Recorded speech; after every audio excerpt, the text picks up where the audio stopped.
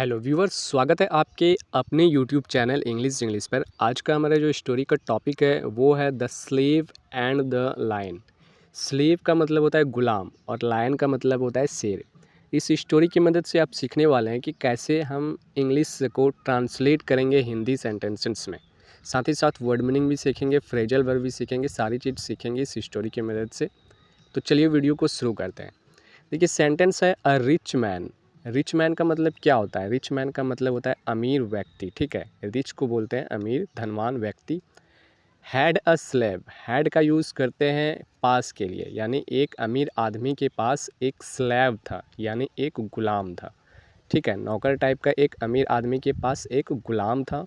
The man was very cruel, वो जो man था, वो जो आदमी था, बहुत ही क्रूल था। क्रूल का मतलब होता है अभद्र व्यवहार वाला व्यक्ति। ठीक है, क्रूल जिनको बोलते हैं, टू हिम यानी उनका जो व्यवहार था वो क्रूल था।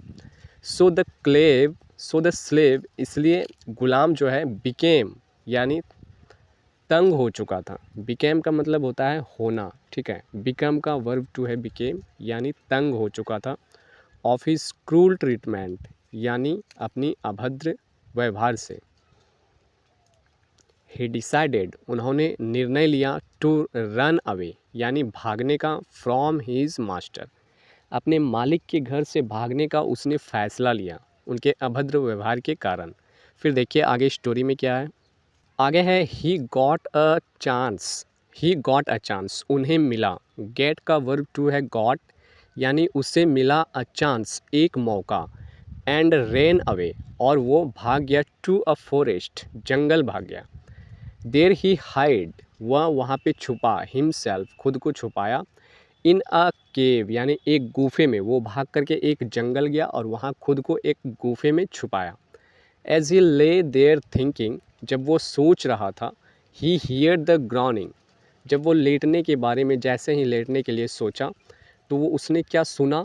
ही हियर्ड यानी उसने सुना, द ग्राउनिंग, ग्राउनिंग का मतलब होता है गर्जन, ऑफ द लायन, यानी शेर का गर्जन सुना। ही वॉज फ्राइटेंड, वह बिल्कुल डर गया। As the lion came near, जब लायन नज़दीक आया। ही सॉ, उन्होंने देखा, दैट कि ही वॉज लिम्पिंग, वह लंगड़ा रहा है।